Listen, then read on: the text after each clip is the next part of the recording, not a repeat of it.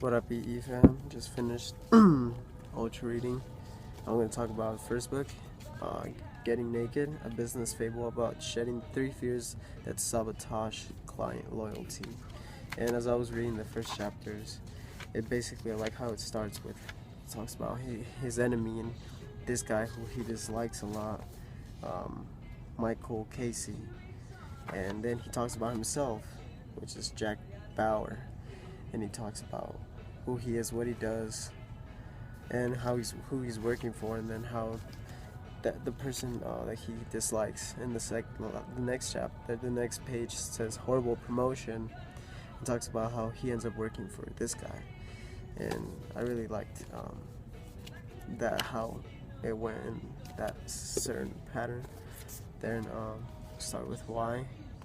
This one, I had a great mastermind about this one a couple of weeks ago, and I wanted to read the book and see what it was about. And I read the chapter that started with why but no how. It talks about Steve Ballmer, CEO of Microsoft, how he's like a hype, getting the crowd hype, and he's like so motivating, sweating, screaming, and getting the people like, yes, I want to do this. But on the other hand, people will remember that forever. They're not going to be motivated because they won't see him and they won't get inspired. But Bill Gates, what he did was he was calm, he was quiet, but he inspired them, and that inspiration stuck with the people for a long time. The 7 Habits of Highly Effective People. I really liked, I read Seek First to Understand, then to be understood.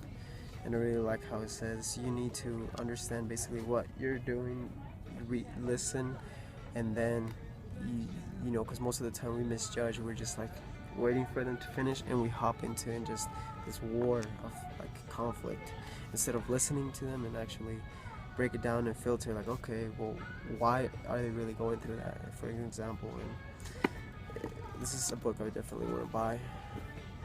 And How Successful People Think by John C. Maxwell.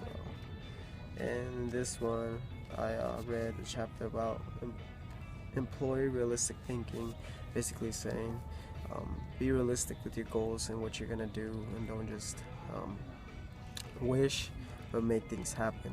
Like realistic thinking minimizes downside risks. Realistic thinking gives you a target and game plan. Realistic thinking is a catalyst for change. Realistic thinking provides security, gives you credibility, provides a foundation to build on, is a friend to those in trouble, and brings the dream to fruition. And yeah, so that's it.